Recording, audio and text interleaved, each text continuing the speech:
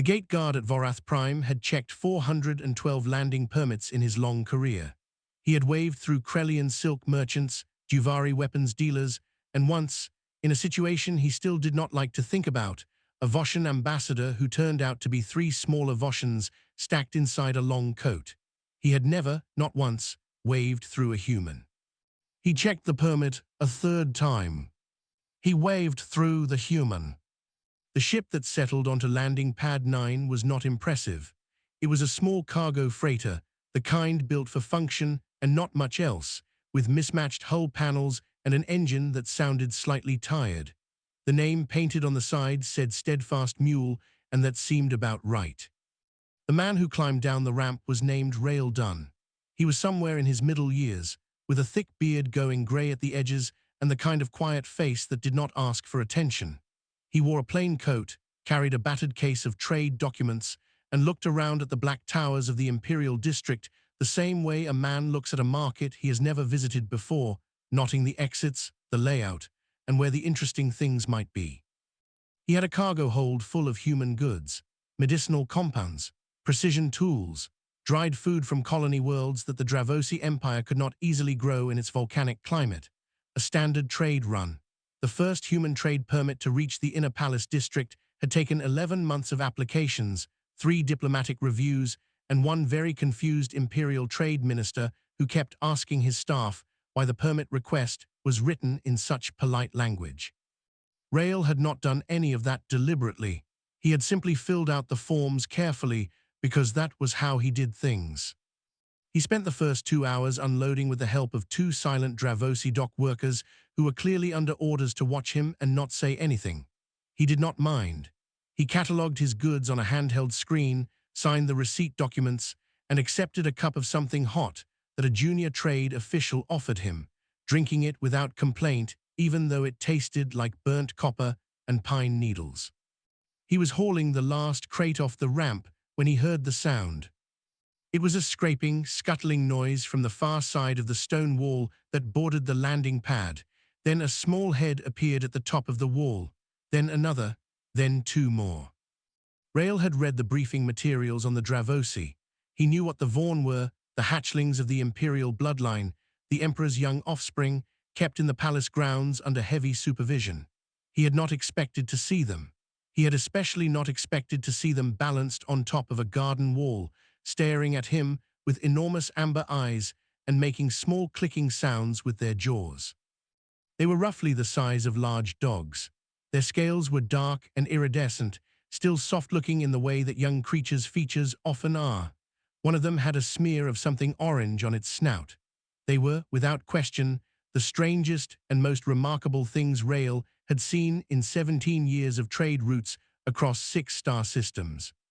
He sat down on his empty crate. The Vaughn froze, all 4 of them perfectly still, watching him. Rail reached into his coat pocket. He always kept something there, an old habit from long runs through empty space when small comforts became important. His hand found a paper-wrapped hard candy, the kind made on Wreath Colony, sweet and faintly spiced. He unwrapped it slowly, making sure they could see what he was doing. Then he held it out in an open palm. Nothing happened for a long moment. Then the boldest one, the largest, with a small notch in its left ear fin, dropped from the wall and walked toward him. It moved carefully, the way a creature moves when it is not sure if it is being brave or stupid. It stretched its neck out. It sniffed his hand. It took the candy, retreated 3 steps, and put it in its mouth. Its eyes went wide. The other 3 were off the wall in half a second. Rail laughed. It was a real laugh, a surprised one, and it bounced off the black stone walls of the landing pad, while 3 juvenile Imperial Dravosi crowded around his hands, demanding whatever the first one had just gotten. He only had 2 more candies. He broke them into smaller pieces and gave out what he had, and 4 dragon Barbies of the oldest bloodline in the Drakval Empire sat around a human cargo trader on a landing pad and licked sugar off their claws. From the archway at the far end of the pad, Keeper Sorva watched all of this with an expression that could not decide if it wanted to be horror or fascination. She had served the Vaughn court for 19 years. She had never seen the young ones go to a stranger, not once, not for anything. She should have raised the alarm. She did not raise the alarm. The Emperor was told anyway, because the dock workers reported it, because of course they did. He read the account twice. He thought about it for a long time. Then he told his minister to send word to the human trader. He was permitted to finish his business. He was permitted to leave. And the Emperor added, after a pause, he was permitted to return. Nobody in the Drakval Empire gave gifts without a reason. This was not considered a flaw. It was simply the way things worked, and had worked for 200 years of empire. Tribute flowed upward, rewards flowed downward. Everything was a calculation, everything was a ledger. Even kindness, when it appeared, was a currency, and a wise Dravosi always asked what it was buying. Ambassador Drevak had spent 40 years asking that question. He had caught gift-givers hiding poisons, flatterers hiding spies, and on one memorable occasion, a mineral merchant who turned out to be attempting to buy the Emperor's third cousin for reasons that still made the court records awkward to read. He was very good at his job, and his job was suspicion. So when the human came back, Drevak watched him. Rael Dunn returned 3 months after the first visit. His ship settled onto Pad 9 again. He completed his trade business in the morning, efficiently, without complaint, and then, in the afternoon, he went to the garden wall. He had brought things. Not trade goods, not samples, not anything with an invoice attached. He had brought a small wooden figure carved in the shape of an animal from the human home world, something with long ears and soft features, worn smooth from handling.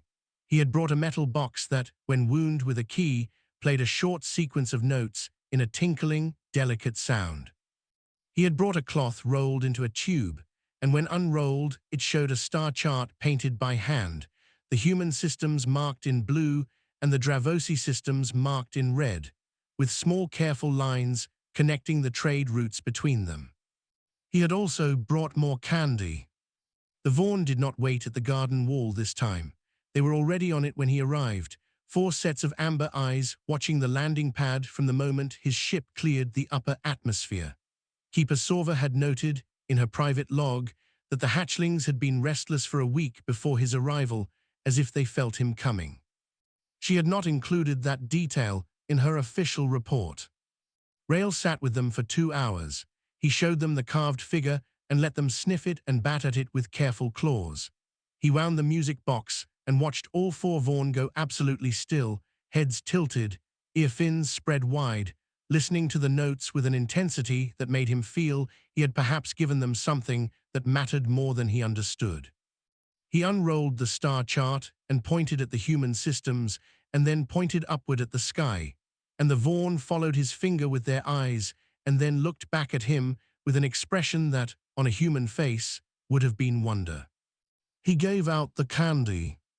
Then he packed up, said goodbye in the simple Dravosi phrase he had learned from a translation file on his ship, and went back to the steadfast mule. Drevak had watched all of it from an upper gallery. He had a full view of the garden wall and the pad below it. He had watched for the signal that never came, the moment when the gift was actually a request, when the kindness turned into leverage, when the human would lean in and say what he really wanted. It did not come. Drevak went to meet Rael at the dock gate before he left. He was not subtle about it. He stepped in front of the human and said, in trade standard, "I am Ambassador Drevak. I review all foreign contact with the imperial family. I would like to ask you a direct question." Rael stopped. "Go ahead." "What do you want from the Emperor's bloodline?" Rael looked at him for a moment, not nervously, not defensively. Just the way a person looks when they are trying to find the right words for something simple. "Nothing," he said. "I just like them." Drevak stared at him. "You spent personal funds on those items. The carved figure, the music device, those were not trade goods." "No," Rael agreed. "Then what was your calculation?" Rael picked up his case. "I don't have one." He walked past Drevak and up the ramp, and the ship lifted off into the dark. Drevak stood on the pad for a long time afterward. He had interrogated criminals, ministers, kings, and at least 2 individuals who claimed to be gods. He was extremely good at telling when someone was lying. The human had not been lying. This disturbed Drevak more than any lie would have. He filed his report. He wrote that the human appeared to pose no intelligence risk, had made no requests of any political nature, and had not attempted to leverage his access in any way. He wrote that he would continue monitoring. What he did not write was the part that kept nagging at him on the walk back to his office. He had watched the Vaughn after the human left. The 4 of them had stayed at the garden wall for almost an hour, the music box sitting in the middle of them, wound one more time by the eldest one who had figured out the key. They had listened to it play its short, tinkling loop in the black volcanic evening of Vorath Prime. They had not fought over it, they had not broken it, they had sat together and listened. The Emperor, when he received Drevak's report, read it twice. Then he sent down a new designation to the Palace Records Office. Rael Dunn, human cargo trader, was to be listed in the court directory under a new title. Honored visitor of the Vaughn Court. It was mostly ceremonial. It carried no real authority. No alien had ever held it. 2 years is not long in the life of a Dravosi. Their young develop slowly, stubbornly, like old stone cracking apart over decades rather than days. The palace tutors said the Vaughn were difficult. They said they were distracted. They said their language acquisition was behind schedule and their social development was inconsistent, which was a polite way of saying they bit people and did not respond well to lessons. And yet, Keeper Sorva had been keeping a private log since Rael's 3rd visit. She had not told anyone about it. She simply wrote down what she observed because she was a precise woman and precise women write things down. What she had written, read in sequence, told a story that the palace tutors had not noticed. In the 6 weeks after each of Rael's visits, the Vaughn tested better, not slightly better, markedly better. Their attention spans lengthened. Their fire gland control, which had been erratic and caused 3 minor incidents in the East Garden, stabilized. The eldest Vaughn, who had for months refused to attempt complex speech beyond simple commands, began putting full sentences together the week after Rael's 4th visit. The smallest Vaughn, who startled easily and had a tendency to curl up in corners during loud events, had started approaching the garden wall on its own and watching the sky. Sorva did not know what to do with any of this. She kept writing it down. On his 6th visit, Rael brought books. Physical books, printed on paper, bound in cloth, the kind of object that was already rare in human space and entirely unknown on Vorath Prime.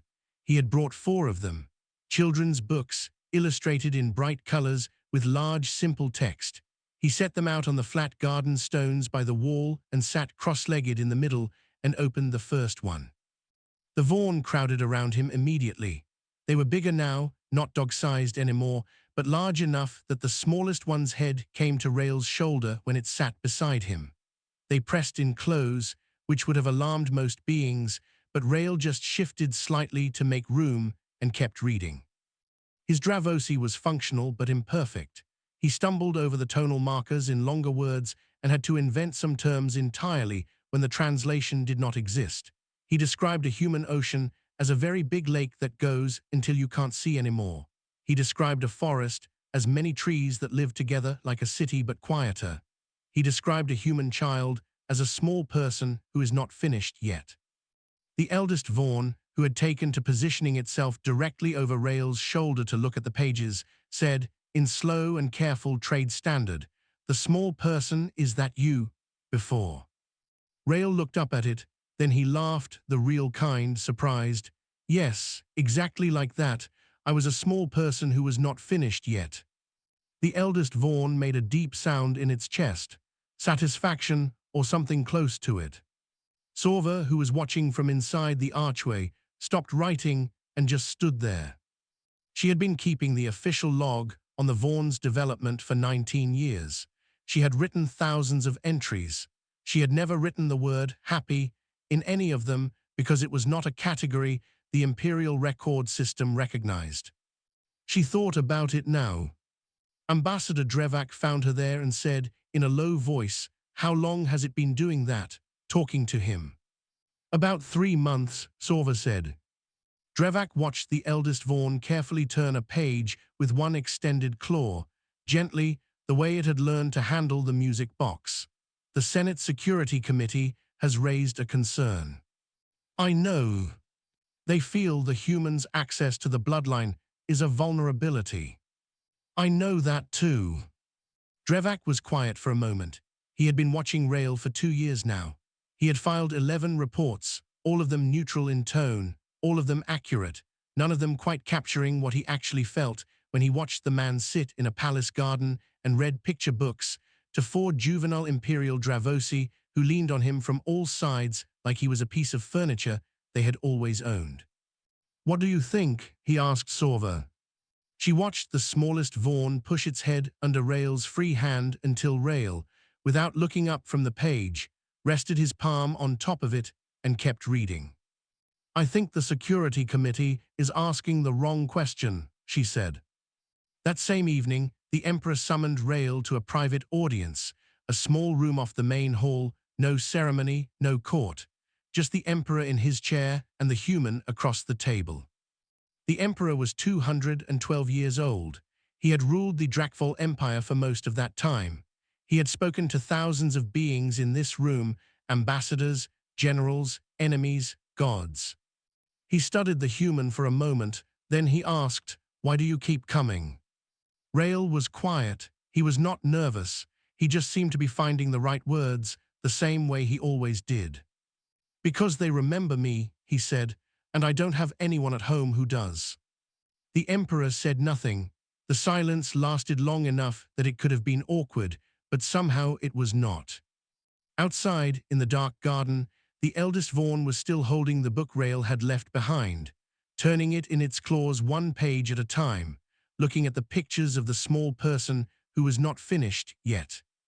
There is a particular kind of quiet that fills a space when something expected does not arrive. It is not the same as ordinary quiet. It has a texture to it. It sits differently in the air. That quiet settled over the east garden of the Imperial Palace on the day Rail Dunn did not come. The Vaughn were at the garden wall before the scheduled arrival window. They were always at the wall before the window. They had been doing it for almost a year, watching the sky over the landing district with the patience of creatures that had learned waiting could end in something good. The eldest sat up the highest, its neck straight, ear fins spread to catch sound. The smallest sat at the base of the wall and watched the gate instead, because sometimes Rail came through the gate on foot when the landing pad was occupied. The window opened, the window passed, the sky stayed empty. They waited another 2 hours. Then they came down from the wall, one at a time, and went inside. Keeper Sorva checked the spaceport arrival logs before dinner. The steadfast mule was not listed in the approach corridor. It was not listed as delayed. It was simply not there. She sent a standard trade inquiry to the landing district office and received, 2 days later, a form response confirming that the vessel had not filed an arrival notice for the current cycle. She sent it again, more specifically this time, asking about the vessel's last known registry ping. She got back a form response confirming that foreign registry inquiries required a formal diplomatic channel request and could take up to 30 standard days. 30 days. She looked at the wall, then she looked at the Vaughn. Second Vaughn had stopped eating. Not dramatically, it still drank water. Still moved around, but the food bowls that were normally emptied within the hour sat, untouched through 2 meal cycles before the kitchen staff reported it. The palace physician came, examined Second Vaughn thoroughly, found nothing physically wrong, and wrote in his notes that the creature appeared to be experiencing what in a lesser species might be described as a low mood. Third Vaughn scorched a section of the east garden wall. Just one section, a long black burn mark about shoulder height, right at the spot where Rail always sat to open the books. Third Vaughn stood in front of it afterward and seemed to have no interest in going anywhere else. The smallest Vaughn did not scorch anything and did not stop eating. It simply went to the garden wall every morning at first light and sat there until the sky darkened and it was cold inside. Every morning, same spot, watching. Sorva wrote all of this down. Her log entries were getting longer. Port Administrator Velos found her in the spaceport office on the 9th day because she had come in person rather than sending another form request. He was the kind of official who had reached his position by making himself difficult to get past, and he met her arrival with the expression of a man who did not have time for whatever this was. The human trader, Sorva said, Rail done. His ship is registered under a human frontier colony charter. I need his last transit record. Velos looked at his screen with the careful slowness of someone who is making a point. Foreign civilian registry, that's a diplomatic channel request, 30 days minimum. His visits are on the Imperial Court record. He holds a title from the Emperor. The title covers palace access. It does not cover cross-system registry searches, 30 days. Sorva looked at him for a moment. She was not a senior official. She had no particular authority over port administration. She was a keeper, a caretaker, a record keeper, someone who managed the comfort and development of the Imperial hatchlings and did not, in the normal course of her duties, require anything from anyone except the kitchen and the medical staff. She said very quietly, "The Emperor's children are not eating." Velos blinked. Something shifted in his expression, not compassion exactly, but the recognition that this situation might have consequences he had not mapped out yet. "I'll expedite the form," he said. The reply, when it came 12 days later, was a single paragraph from the Human Trade Commission. It was polite. It was brief. It said that Rail Dunn's freight license was currently under administrative review following an incident involving his vessel, and that no further information was available to foreign nationals. Administrative review, that could mean anything. That could mean a paperwork error. That could mean something happened. That could mean he was delayed for a month, or it could mean something had gone wrong in deep transit, where ships sometimes simply stopped being ships and became long, quiet pieces of wreckage drifting through nothing. Sorva folded the message and put it in her coat. She went back to the East Garden. She found the eldest Vaughn sitting at the wall with one of the picture books. It had learned to turn the pages without tearing them, which had taken months of careful practice. It looked up at her when she arrived. It had learned, over 2 years, to read human faces. It was better at it than most humans were at reading Dravosi ones. It said, in the slow and careful trade standard, it had built word by word from Rail's visits, "Is the soft one dead?" Sorva sat down on the stones beside it. "I don't know," she said. "I'm trying to find out." The eldest Vaughn looked at the sky. "Then we wait," it said. It turned back to the page it had been on. A picture of a small person, not yet finished, standing at the edge of a very big lake that went until you could not see anymore. Outside the wall, the sky was the color of old iron, and Vorath Prime turned slowly in the dark, and somewhere in the East Garden, the smallest Vaughn was already at the wall again, watching the place in the sky where ships came from. Waiting. Keeper Sorva had never submitted a petition to the Emperor directly. In 19 years of service, she had submitted reports, requisitions, maintenance requests, and one formal complaint about the East Garden drainage that had taken 6 years to be acted upon. Petitions to the Emperor were for ambassadors, they were for generals, they were for ministers and trade councils and the leaders of member worlds. They were not for keepers. She wrote the petition anyway. She wrote it carefully, the way she wrote everything, and she made it short. She stated that the 4 Vaughn of the Imperial bloodline had experienced a significant disruption in development following the absence of their honored visitor. She stated that she had attempted to locate Rail Dunn through standard channels and been unsuccessful. She stated, plainly, that she was requesting the Emperor use diplomatic resources to find one human cargo trader, because the Emperor's children were waiting for him, and she did not know what to tell them. She submitted it, went back to her quarters, and fully expected to receive a formal dismissal within 3 days. The Emperor read it the same afternoon. He did not send a dismissal. He sent for Ambassador Drevak. Drevak arrived at the emperor's study to find the old ruler sitting with Sorva's petition on the desk in front of him, reading it a second time. The emperor did not look up immediately. When he did, he said only 4 words. "Find the human, Drevak." Drevak had conducted diplomatic inquiries across 6 star systems in his 40-year career. He had located missing persons, tracked financial movements, retrieved classified documents, and once negotiated the return of an imperial artifact from a species that communicated exclusively through interpretive movement. He was very good at finding things. He found Rail done in 11 days. The Human Trade Commission stonewalled him for 3 of those days, citing foreign national restrictions and privacy protocols. On the 4th day, Drevak sent a second inquiry on official imperial letterhead with the emperor's personal seal attached. The stonewalling stopped. A human official named Consul Bren, a thin, overworked woman who managed a caseload that was visibly too large for one person, called him back within the hour. "Rail done," she said, reading from her screen.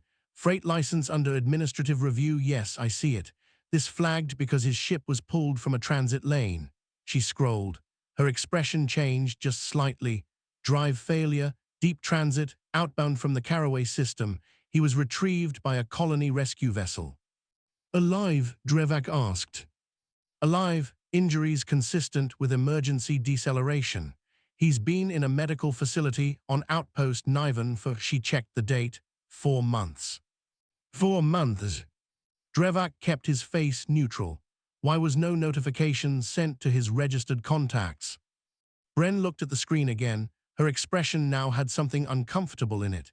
"He didn't list any," she said. "Personal emergency contacts, next of kin, all fields blank." She paused. "And the communication package at Outpost Niven is pay-per-use. The medical costs would have been his priority. He may simply not have had the credit to send word." She looked up. "He's listed as recovering, expected to be ambulatory within the month. The administrative review on his license is standard procedure after a transit incident. It should clear." She said this as if it were a satisfying conclusion. A man alive, recovering, paperwork in progress. Drevak thanked her, ended the call, and sat very still in his office for a while. He thought about what he was going to put in his report. He thought about what he had watched over 2 years, the gifts without invoices, the books read aloud in a palace garden, the man who sat on landing pad stones like he had nowhere better to be. He thought about Rail saying, "I don't have anyone at home who does." He thought about the music box, wound one more time in the dark by a juvenile Dravosi who had learned the key. He thought about a man lying injured on a frontier station who had not listed a single contact anywhere and who had apparently assumed, quietly, without bitterness, the way a man assumes something he has believed a long time, that there was no one who needed to know. Drevak filed his request the same afternoon. An emergency medical assistance request submitted under the authority of the Dravosi Empire for one human civilian. He cited the man's official court title. He attached the emperor's seal. He requested that all outstanding medical costs at Outpost Niven be covered by imperial account and that Rail Dun be informed at the earliest opportunity. That he was expected back at Vorath Prime when he was well enough to travel. The response from the Human Medical Administration came back within 6 hours. They were, they said, somewhat surprised. They had never received an imperial medical request for a freight operator before. They would, of course, comply. When Sorva received word that Rail had been found alive, she went to the garden and told the Vaughn. She had expected relief. She had expected the restlessness to ease, the waiting to relax, the long tension of the past months to unwind. What happened was different. The eldest Vaughn made a sound she had never heard from it, a deep, resonant cry that rose from somewhere in its chest and came out through its jaws as something between a roar and a keen. The sound lasted several seconds, and then second Vaughn joined it, and then third and the smallest, and all 4 of them were vocalizing together in the East Garden in the dark evening of Vorath Prime, and the sound rolled out over the palace walls and brought 6 members of the palace guard running with their hands on their weapons. The guards stopped when they saw what was happening. They looked at each other. They slowly lowered their hands. Sorva stood in the middle of the garden and let it wash over her. Upstairs in the palace gallery, the emperor heard it too. He stood at the window and looked down at the garden below, at the four great shapes of his children outlined against the firelit stones, and he did not move for a long time. He was thinking about a man who had assumed no one would notice he was gone. He was thinking about how wrong that man had been. Landing Pad 9 had seen a lot of arrivals over the years. Dravosi warships, diplomatic transports with gold plating on the engine housings, a Krellian merchant vessel the size of a city block that had taken 2 hours to dock and frightened the ground crew so badly that 3 of them applied for transfers the same week. None of those arrivals had caused what happened on the morning the steadfast mule came back. The ship cleared the upper atmosphere just after dawn, when the volcanic sky over Vorath Prime went from black to the deep amber color that passed for morning here. The hull looked different than before, new plating on the port side, mismatched in color from the original, the kind of repair done piece by piece with whatever was available and affordable. One of the stabilizer fins had been replaced entirely. The engine's sound was slightly different too, newer in some registers and older in others, the sound of a ship put back together by someone who knew it well. The Vaughn were at the wall before the ship touched down. Not just at the wall. The eldest was on top of the wall. The others were pressed against it so hard that Sorva had worried, briefly, that they would push the stones apart from sheer impatience.